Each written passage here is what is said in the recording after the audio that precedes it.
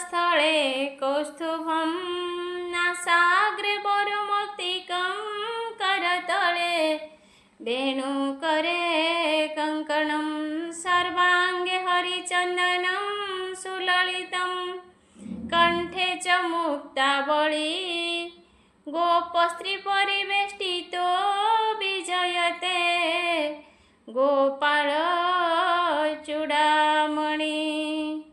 ॐ नमो भगवते वासुदेवाय। श्रीमद्भागवत महापुराण चतुर्थ स्कंध अष्टम अध्याय। विमाता कटुवाक्ये ऋषि ध्रुव होइला वनवासी तपे तो शिला भगवान। अष्टम अध्याय कथन।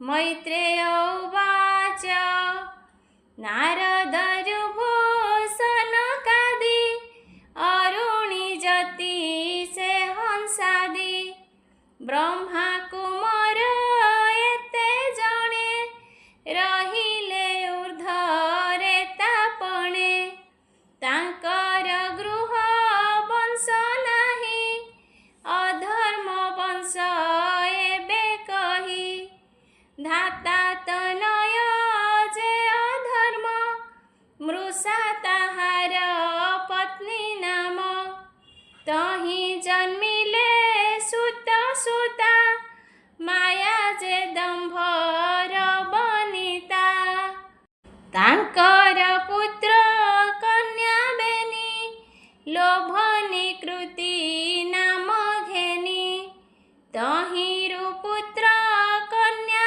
जात जे क्रोध हिंसा नामे ख्यात तांकर पुत्र कन्या बेनी कली दुरुक्ति नाम घेनी भय ओ मृत्यु तहु होई तांकर पुत्र कन्या दुई निरय जात नाए बेनी अधर्म वंश एते घेनी मनु अग्रज वंश एहि प्रस्ताव छळे कहिलाई एबे कहिबा स्वयंभुव मनुर वंशु जे संभव से मनु सतरूपा तुले धातार अंगु संभविले विष्णु कणारे जणे जणे पृथ्वी पालिले राजपणे उत्तान पाद राजा सेहि तांकर बेनी महादेई सुनुति सुरुचि ए दुई सुरुचि राजांकर स्नेही उत्तम सुरुचिर सुत सुनीति ठारु ध्रुव जात दिने क सुरुचि कुमार कोळे बसान्ते नृपवर ध्रुव प्रवेश हेला जाई कोढ़रे बसिबा इछई राजा करन्ते अनादर सुरुचि भासे कटुगिर हे ध्रुव राजपुत्र हेउ नृपासन को योग्य नहु मोर गर्भरे जन्म नाही राज आसन इच्छु काहि अन्य नारीर गर्भे जात बालक न जाणु वृत्तान्त अज्ञानी पण पुत्र धरु दुर्लभ अर्थे वांछा करु तपरे तोषी भगवान मोर उदरे हेबु जन्म तेबे इच्छिबु नृपासन ए जन्मे नहु तु भाजन। मैत्रेय उवाच माता स पत्नी दुष्ट दुष्टवाणी प्रत्यक्षे ध्रुव कर्णे शुणी हृदय भेदिला कि कांड कि सर्प अंगे बाजे दंड ए छल बाणी राजा शुणी किछि न बोली हेले तुनी तेणु बढ़िला ध्रुव कोप निश्वास छाड़े जेन्हे सर्प राजानी कटु ध्रुव गला निज सदने से मिलिला रोदन करी क्रोध भरे मिलिला मातार छामुरे माता सो पुत्र मुख चाही संभ्रमे कोଳରେ बसाई सर्वचरित पचारिले शुणी से व्याकुले कांदिले पुरजनक मुख शुणी सुनीति सपत्नीर बाणी अत्यंत व्यथा पाई मने पुत्र को कहे सावधाने हे पुत्र कर्म आदरिबा ए दुख कागे कहिबा पर कथाकु अभिमान घेनती नाही साधुजन हे पुत्र सुरुचि वचन ताहाकु सत्य करी घेन जहा से मते दुर्भागिनी कहिला हिंसा भाव घेनी से कथा सत्य एणु कली राजा न बोले भार्या बोली हे बाबू हृदय तोहर निर्मल करिबी मत्सर छल वचन मूल करी श्रीहरि चरणे सुमरी हृदय कर आराधन जेबे तू इच्छु नृपासन जे विश्व रक्षा इच्छा करे सगुणे सत्वमूर्ति धरे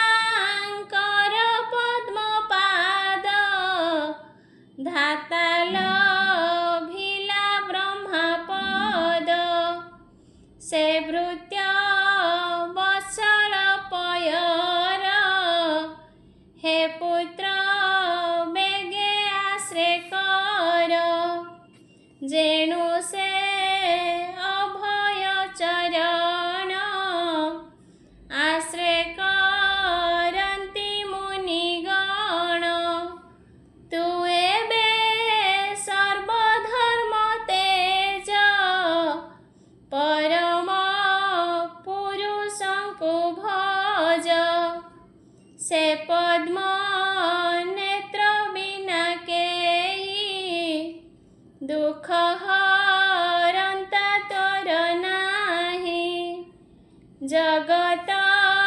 वंदनीया नारी से लक्ष्मी करे पद्म तोड़ी पद कमले परिचारी नित्य करन्ति निउछाली से पद्म पादे आश्रय समस्त ताप हेब दूर। एमंत माता वाक्य शुणी ध्रुव मृत प्राय मणि। समस्त भोग त्याज्या कला तक्षणे घरु बाहरिला। ध्रुव चलन्ते महाऋषि नारद प्रवेशिले आसी। मार्गरे ध्रुवंकु भेटिले संतोषे आशीर्वाद कले। अघना सन मुनिकर तक्षणे देले ध्रुव शिर। कल्याण करी मुनिवर वचन कहन्ति मधुर। नारद उवाच धन्य क्षत्रियंक स्वभाव किंचित् लभिमान भंग। बालक हृदय न सहिला छळे जाबी माता कहिला। एहा विचारी महाऋषि ध्रुव को मंजू बाणी भासी। हे पुत्र बाळू ते की जानी मान की अपमान शुणी। बालक अवस्था जेतेक से काले खेल कौतुक। बालकंकर एही भाव न घेनी मान पराभव। ईश्वर लीला ए संसार कर्म अटई मूल तार। अदृष्ट दुख सुख दिए आने दोषिबा योग्य नुहे। कर्म आदरी सही दुख केबे हेनो ही विमुख। मातार वाक्य अनुमते तोर गमन तपर्थे। दुसाध्य विष्णु आराधन कल्पान्ते फुटी मुनिजन। अद्यापि न पाइले अंत तु की लभिबु जगन्नाथ। एबे निवर्ती घरे जाओ निष्फल श्रम तु न पाओ। चतुर्थ काल तोर हेले हरिंकी तपे तो सबले। एबे तु जाओ निज घर आत्म संतोषे कर्म कर। गुण अधिके मोद भाव निकृष्टे अनुग्रही हेब। समान जने मित्रपण एहिटी उत्तम लक्षण। एमंत मुनि मुखु शुणी ध्रुव कहई धन्य बाणी। हे महाऋषि तुम्भ वाक्य ए सर्व सत्यटी प्रत्यक्ष। सुरुचि वाणी सराघात बळे महुद व्याकुलित। तहि तुम्भर वाक्य सार न रहे दोष नाही मोर। क्षत्रिय कुले होई जात केशहु कटु वाक्याघात। त्रिलोक परित्राणार्थे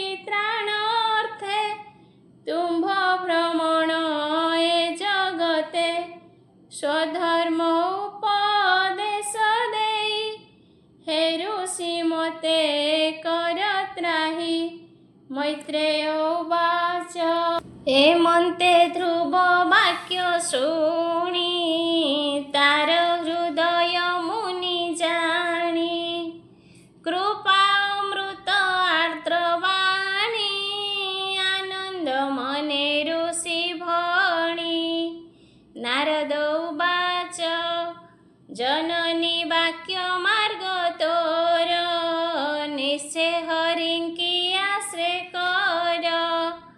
जे धर्म अर्थ काम मोक्ष बांछा जे करंती प्रत्यक्ष तांकर श्रीहरि चरण बिनु नाहिटी परित्राण तेणु तू जाओ सुमंगले पवित्र जमुनार कूले तहि सुपुण्य मधुवन जहि विजय भगवान तहि त्रिकाल स्नान करी कालिंदी जले संध्या सारी करिबु निजासन शुद्धि तहि रे प्राणायाम विधि पूरक कुंभ करे चक वायुरोधने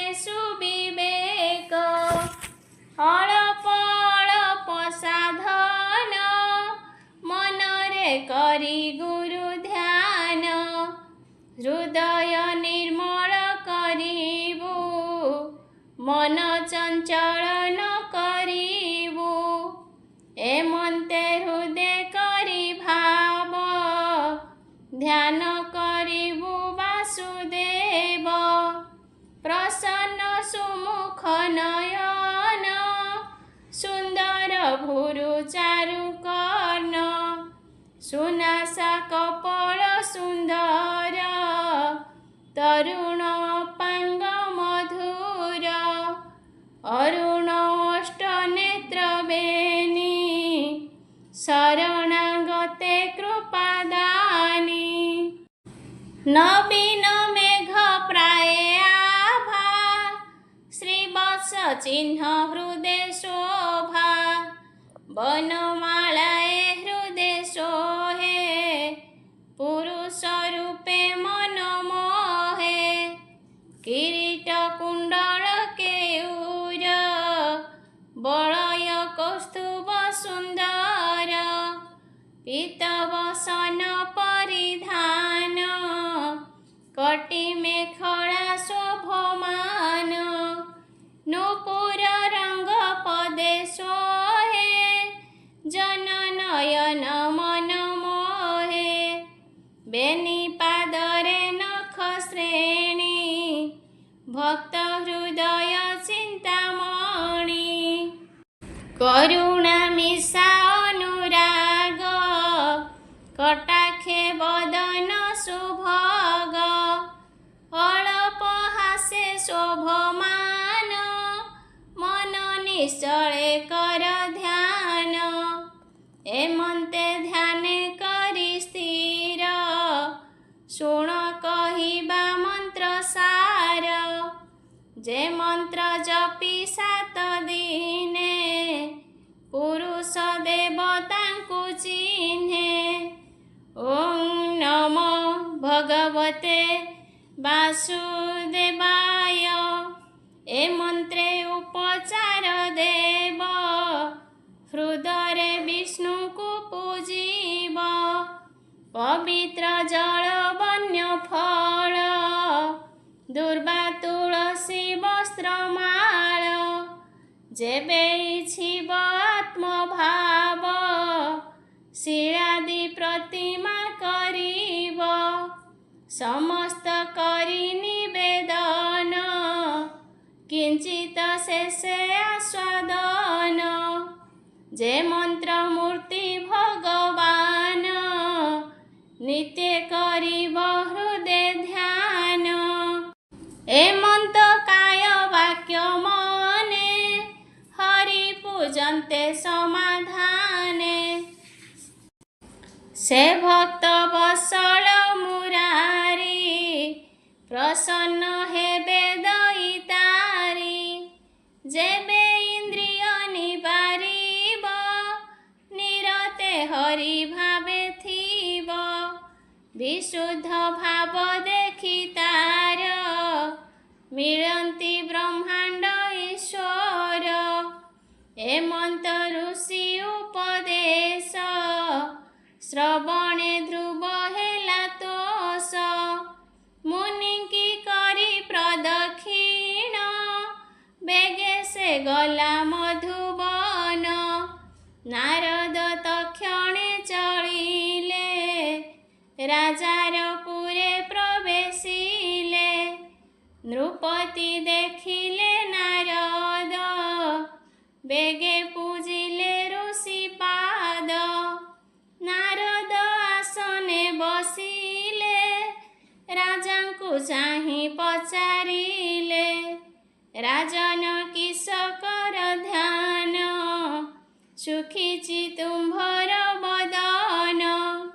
किबा सफल नहे धर्म कियबा पुण्य अर्थ काम। राजा उवाच राजा बोलन्ति मुनि श्रेष्ठ मोर होइछि पुत्र कष्ट। विमाता वाक्य न सहिला मो पुत्र घरु केणे गला। माता सहिते नाही घरे तेणु मु व्याकुल मनरे। 5 बरस बय तार देखि डरिब बन घोर।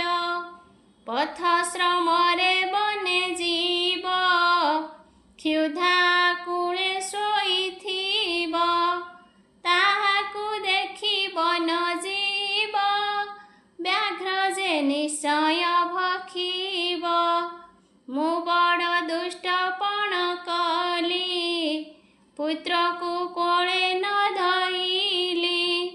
स्त्री बसरे यज्ञ भाव तेणु लभिली पराभव।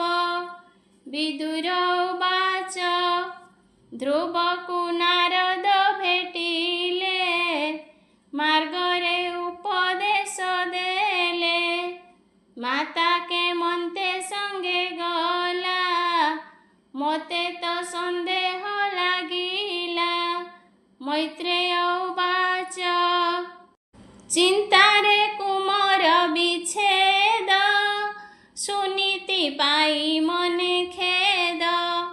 आकुले निज घरे थाई राजा ताहाकु न गणई। तेणु बोइला घरे नाही एबे राजा ऋषि कही। नारद उवाच हे नृपपुत्र गुण शुण ताकु रखिबे नारायण। ता जस संसारे पुरीब तुहि न जानु ता प्रभाव। असाध्य तप से करीब लोकपालंकु से दुर्लभ। करीब ता जस विस्तार निकटे आसीब कुमार। मैत्रेय उवाच एमन्ते देव ऋषि वाणी नृपति सावधाने शुणी। पुत्र चिंतारे निमजिले नारद ब्रह्मलोके गले। ध्रुव जे मधुबने गले त्रिसंध्या तप आचरिले। ऋषि वचन अनुसारे मन निवेशी कृष्ण ठारे। त्रिरात्र करी उपवास एक कपिथ करी गास। पुणी त्रिरात्र अनशन बदरी फळे क भोजन। एमन्ते द्वितीय मासरे 67 दिनर अंतरे। बालक तृणपत्र ग्रास करु संपूर्ण हेला मास। तृतीय मासे 9 दिन अंतरे करई जलपान। चतुर्थ मासे 12 दिने वायु भक्षई कृष्ण ध्याने। पंचम मास प्रवेशिला निश्वास निरोधी रहिला। एक पादरे उभा होई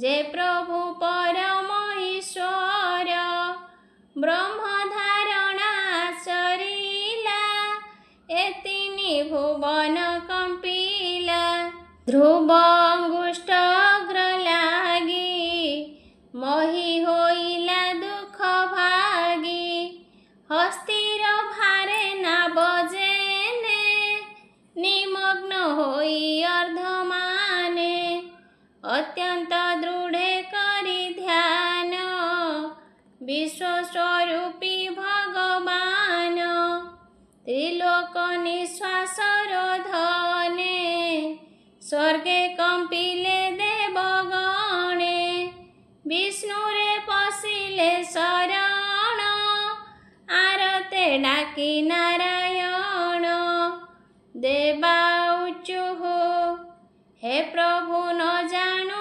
कारण किंपा निश्वास निरोधन एथु सुरक्षा तुम्भे कर शरण गलु तो पयर श्री भगवान वाच भय न कर स्वर्गलोक तपस्या करई बालक अति कठोर तप करे मर्ते जमुना नदी तीरे ताहाकु निवृत्त कराई वांछित वर देवी मुहि शुणी श्रीहरिर वचन देवे ध्रुवंकु कले धन्य उत्तान पाद राजबला तपे विष्णु को वश कला